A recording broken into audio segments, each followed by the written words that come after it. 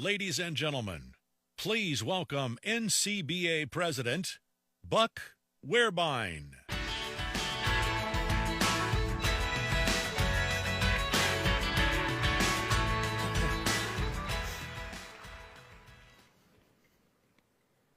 Now, ladies and gentlemen, please welcome United States Secretary of Health and Human Services, Robert F. Kennedy, Jr.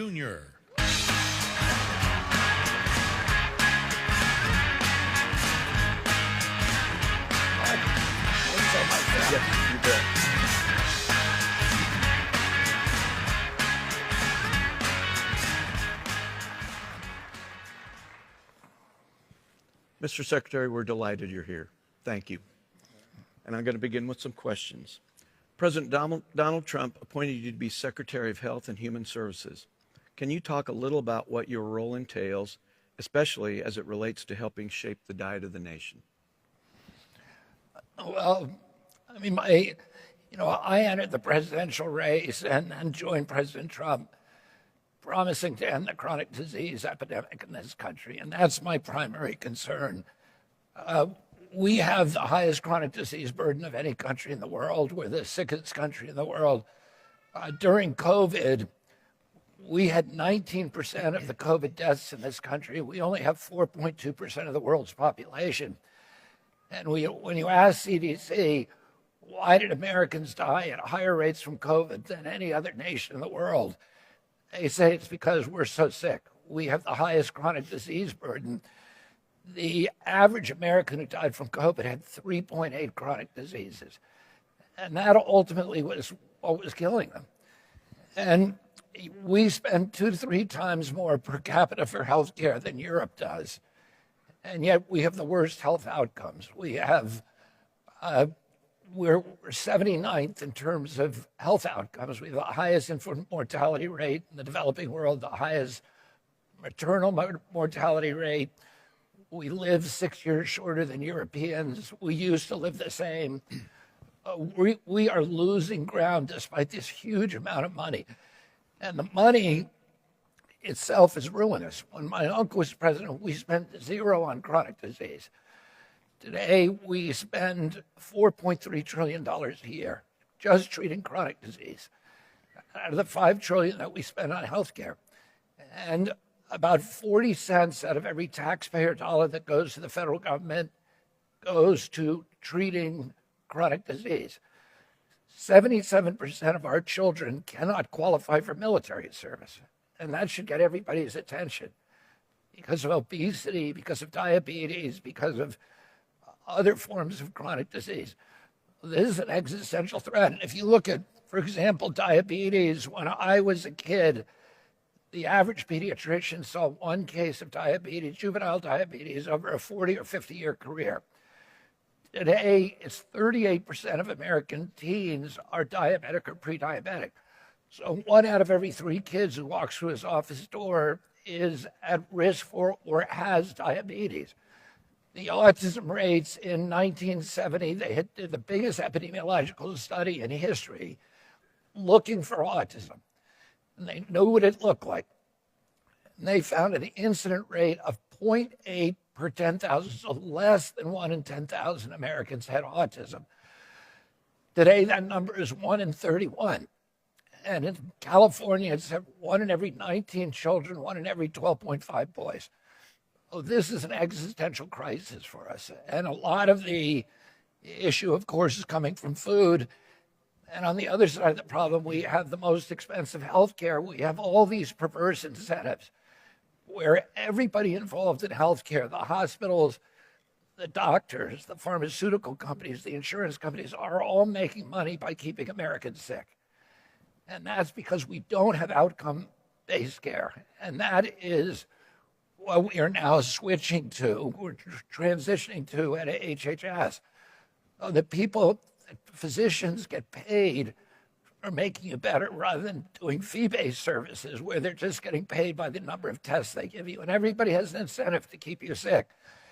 And then the third issue is just lowering the cost of healthcare. And, we just signed 16 of the 17 pharmaceutical companies. We've been paying for years the highest drug costs in the world. 70% of pharmaceutical revenues come from the United States. And again, we only have 4.2% of the world's population.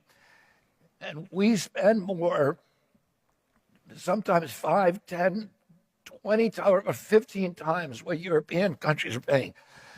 President Trump likes to tell a story about his friend, and this is a true story, who tried to buy the fat drug, what he calls the fat pill, in England. That drug caught the list price for it, which is made in a factory in New Jersey. The list price for it here in the United States is $1,300. The list price in Britain is $88. And so President Trump, this has irked him for many years. All the presidents, President Clinton tried to solve this problem, this disparity. President Bush, President Obama, and President Biden all promised to solve it. We have now solved it. We are now going to have the lowest drug price. Instead of the highest, we will have the lowest drug prices in the world. And over the next 2 weeks, we are going to launch Trump RX, where every American will be able to get access to the lowest cost drugs in the world. The Wall Street Journal reported 3 days ago that drug prices are already lowering dramatically in our country for the first time in 40 years. And so that's one of the things that we're doing. But we're doing a lot of other things to make healthcare transparent so that you will know the price. At the end of this year, you will know the price when you go to the hospital. They will have to tell you the price of every treatment that you get, and it will allow you to shop around. They don't do that now. They're required to under the law, but very few of them do it. You try to find out in your locale, there's probably 20 places that give you an MRI. Try to find a price from one of them. You won't be able to do it. And we're going to change that. A woman today spent 9 months in pregnancy, and she will not be able to find out how much the cost of childbirth will be at her local hospital. We're changing all that now. I looked at the, we're about to launch a website where you will be able to go on and look at all of the hospitals in your area and find out what the price for any service are. And I did it. I looked at a mock-up of the New York City hospitals. Oh, all the hospitals within a mile of Manhattan. There's 30 hospitals. And I looked at the prices for childbirth. And the lowest one was $1,300. The highest one was $22,000. And they were everything in between, $4,000, $5,000, $9,000. Why do we have that price chaos? Because there's no market. And people, when they don't have a market, can't shop around. And that keeps the prices high. We're going to change that now so that everybody will be able to see those prices visibly, like you, if you ever use the app Gas Buddy, shop at the local gas station that is giving you the lowest price gas. You're going to be able to do that now on your cell phone for any medical procedure.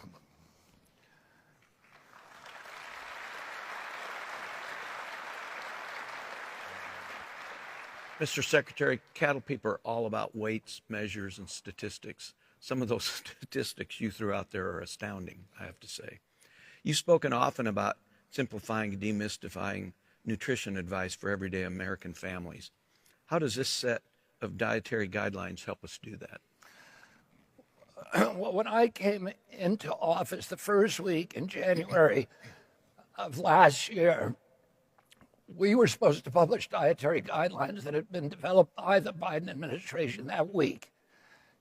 They had them teed up to go. They were 453 pages long, and they were crafted by lobbyists and driven by the same mercantile impulses that had put Fruit Loops at the top of the food pyramid, and which is not food, by the way. It's a food-like substance. It's nutrient-free.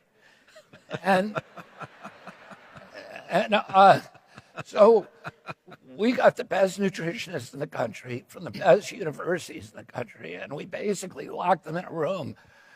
We thought it was going to take them a month. It took them about almost 11 months. And we now have dietary guidelines that are simple. We promised, Brooke Rollins and I, promised that we produce guidelines that were simple, that were under 10 pages, that everybody could understand.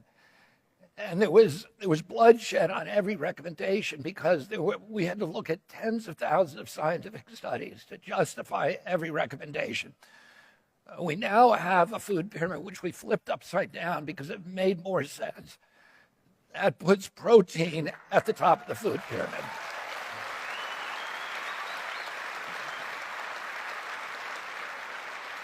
And we put an end to the 50-year war against saturated fats, which had been mounted, was waged through lies and through dogma and through bad science, telling people to steer away from protein.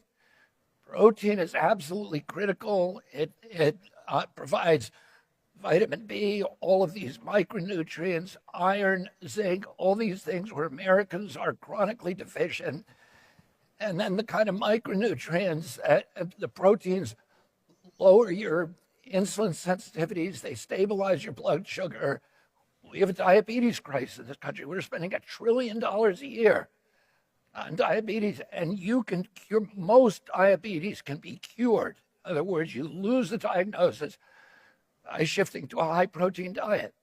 Oh, this is the answer. Food is medicine, and meat and chicken and eggs and animal protein are now at the top of the priority list. People, Americans, we recommend should eat protein at every meal.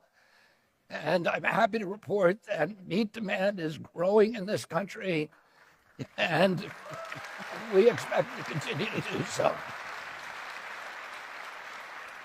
But, those that the diets that we need for immune function, and that's critical to fighting off diseases like COVID. We need it for children to have muscle growth, have brain development, for and to compensate for these deficiencies that we have in iron, zinc, vitamin B. It is good food, and our basic recommendation is eat real food. Eat fruits, eat vegetables, eat protein, fish, chicken, beef, and eat high fiber grains. And that's what's going to make America healthy again, and that's how we're going to end the chronic disease epidemic. Right now, 70% of the food that our children eat is ultra-processed foods and highly refined carbohydrates. And again, that's not food, it is poison. And we poisoned a generation of kids, and now we've got to make them better again.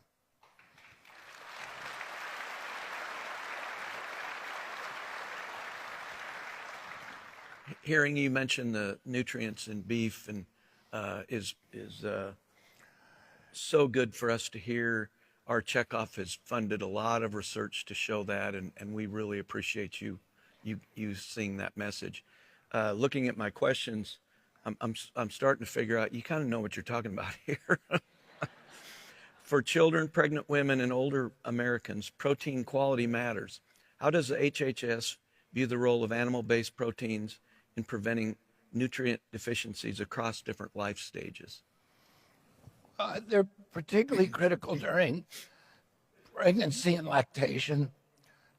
The mother needs she needs the micronutrients, and she needs a lot of vitamin B, and that's what babies need, and they need it for brain growth. I mean, we deprived 2 generations of American kids of whole milk, of beef, and got them hooked on ultra-processed foods and highly refined carbohydrates that were robbing them of their development. We're the first country in the world that has chronic obesity, and the obesity for the first time in history is often accompanied by malnutrition.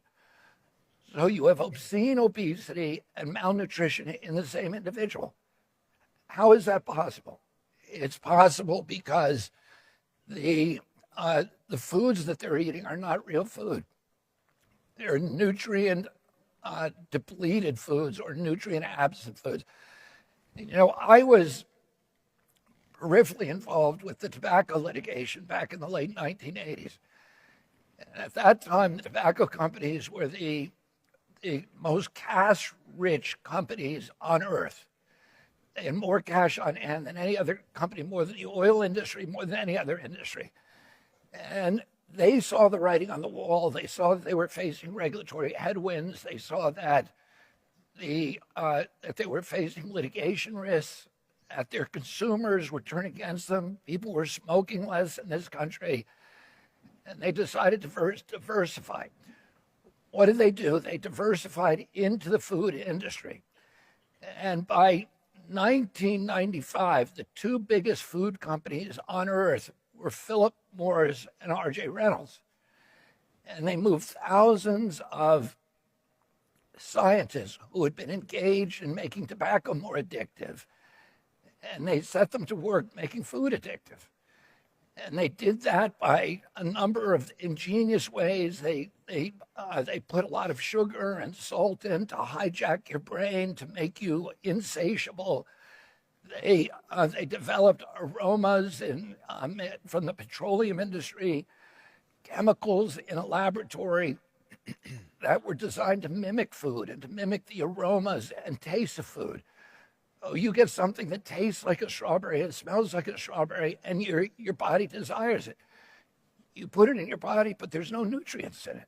So your stomach keeps telling your brain, give me more, and you keep stuffing this food-like substances into your pie hole, and that's what caused obesity. We don't have an obesity crisis in this country because Americans suddenly became indolent or lazy or insatiable.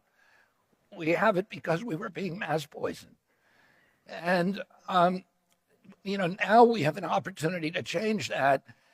And it's bad for the farmers too, because when you have highly engineered food, which is now 70% of our food, it puts the power into the hands of large corporations, and it takes it away from the farmers, from the ranchers, from local food producers.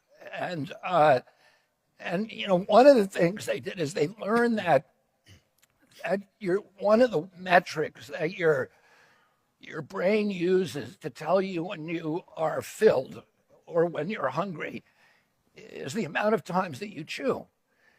So they started adding food softeners. So, you can inhale a Twinkie, but your stomach is still telling you, I need more. And so we hijack the brain, we trick the body into eating more and more stuff that looks like food and smells like food, but it isn't. And we poisoned a generation of kids. And now it's time to stop doing that. And the food pyramid says one thing: eat real food. Amen.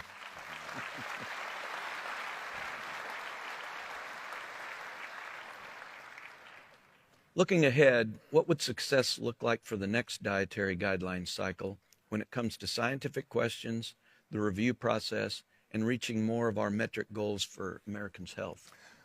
Well, there's still, one of the things we found during this debate, that lasted almost a year with the top nutritionists in the world, is that despite there's a lot of science on food, there's also a lot of knowledge gaps.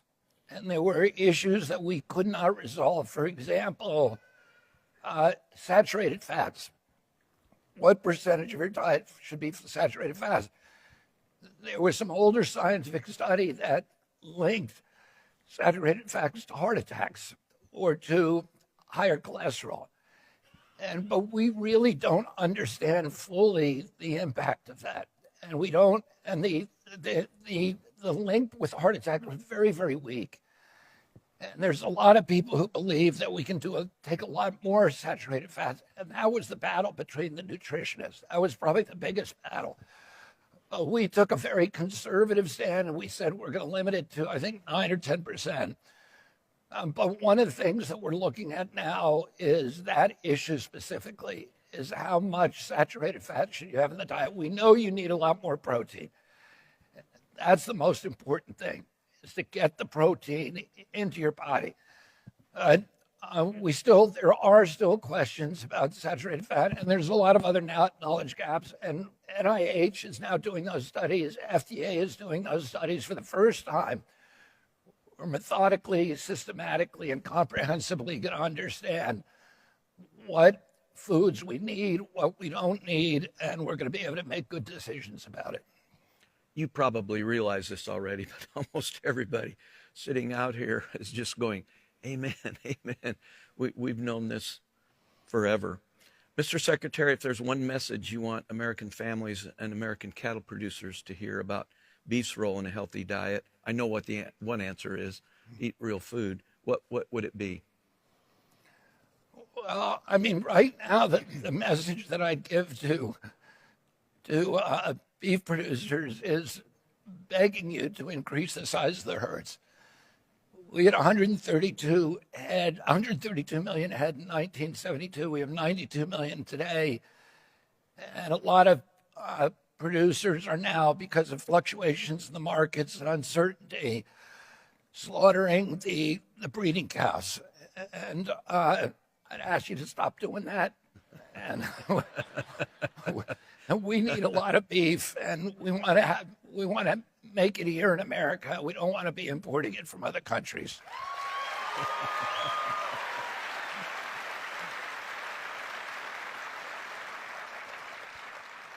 You'll be happy to hear that Cattle Facts, our marketing, the marketing people that compress all the data and so forth, believe the expansion is beginning. Good. And that it will take time. But another interesting thing that you probably know, but I'll tell you anyway, is that even though we're on a 43 or 50-year low on herd numbers, our production is only down 2.5%, which helps. Yeah, and I know the herd numbers don't tell the whole story, because the beef cattle are much bigger than they used to be. But at the same time, nobody in the administration wants to be importing beef.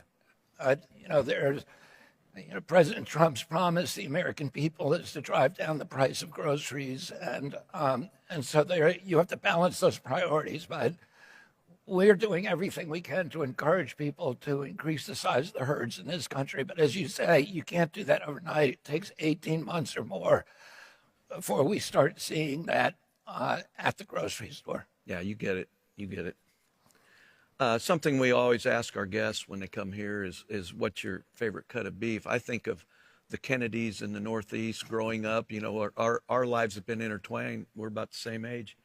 And I think, well, you had Long Island lobster all the time or something. What's your favorite cut of beef? Well, I do like lobster, but my go-to cut is strips.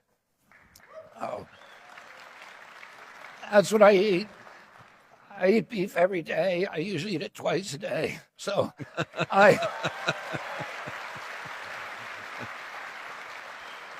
I'll tell you a story. I was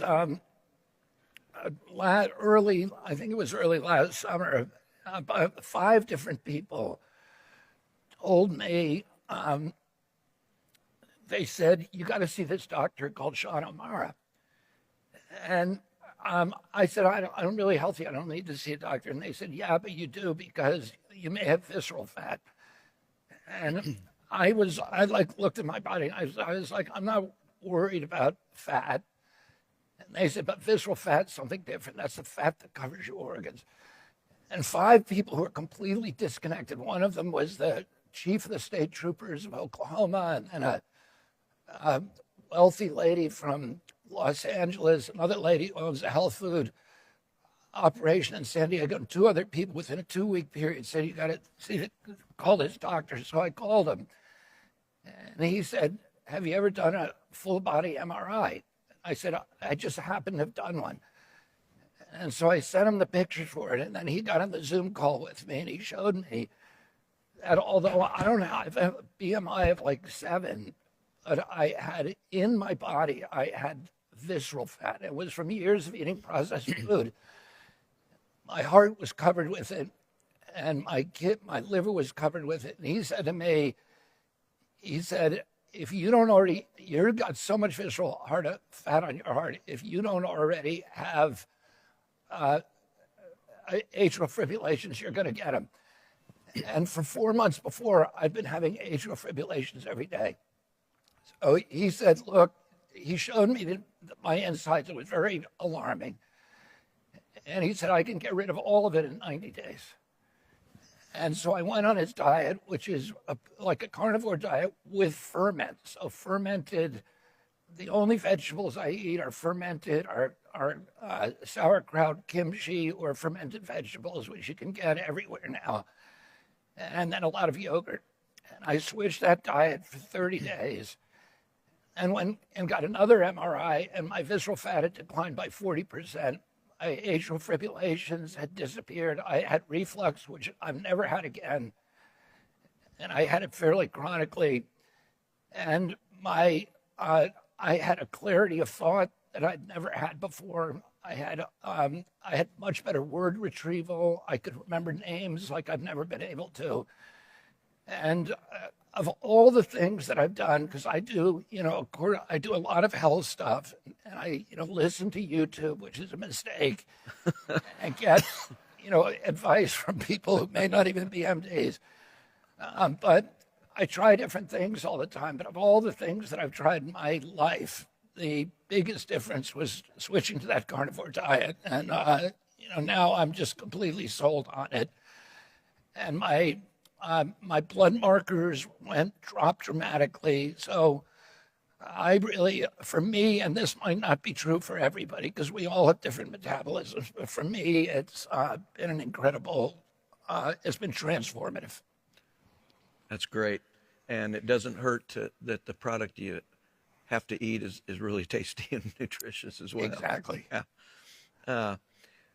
Thanks for joining us here. I told you, we're all, well, you can see this is the biggest crowd we've ever had for this. And we're all delighted that you're here and appreciate your thoughts and what you're doing, not only for us, but everyone, but also for us. Any final thoughts you'd like to share with our group here? Just eat real food and get the production up if you can.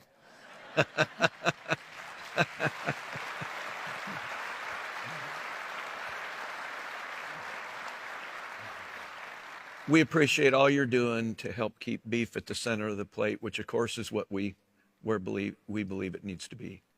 Thank you. Thank you very much, and thank you to all of you. Can we get a selfie? Yeah. Yeah. Do you know how to do it?